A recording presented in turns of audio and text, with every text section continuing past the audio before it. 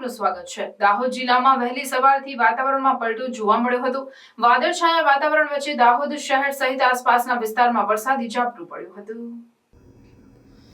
હાલમાં ઉનાળાની સિઝન ચાલી રહી છે। ગરમીનો પારો 41 ડિગ્રીને પાર થઈ રહ્યો છે, ત્યારે શુક્રવારે વહેલી સવારથી વાતાવરણમાં અચાનક પલટો આવ્યો છે। સમગ્ર દાહોદ જિલ્લામાં આજે વાદળછાયું વાતાવરણ છવાઈ ગયું છે, સાથે વીજળીના કડાકા સાથે વરસાદી ઝાપટું પડતા વાતાવરણમાં ઠંડક પ્રસરી ગઈ છે। હાલ ઉનાળાની ઋતુમાં ધૂમધકતા તાપમાંથી લોકોને થોડીક રાહત મળી છે, જો કે વરસાદી વાતાવરણ થઈ જતા ખેડૂતો ચિંતિત બન્યા છે। વરસાદી ઝાપટાના કારણે ખેડૂતોના પાકને નુકસાન થવાની ભીતિ સેવાઈ રહી છે। દેવડી ઋતુના કારણે રોગચાળો વકરે તેવી પણ શક્યતા છે। હાલ એપ્રિલ મહિનામાં રાજ્યભરમાં હીટ વેવની અસર શરૂ થતાં ગરમીનો પારો 41 ડિગ્રીની સપાટીએ પહોંચી ગયો છે। આ વચ્ચે વહેલી સવારથી દાહોદ શહેર સહિત જિલ્લામાં વાદળછાયું વાતાવરણ છવાયું હતું।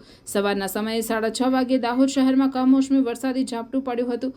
વરસાદ વરસતા લોકોએ ઉનાળાની કાળઝાળ ગરમીમાં આંશિક રાહત મેળવી હતી।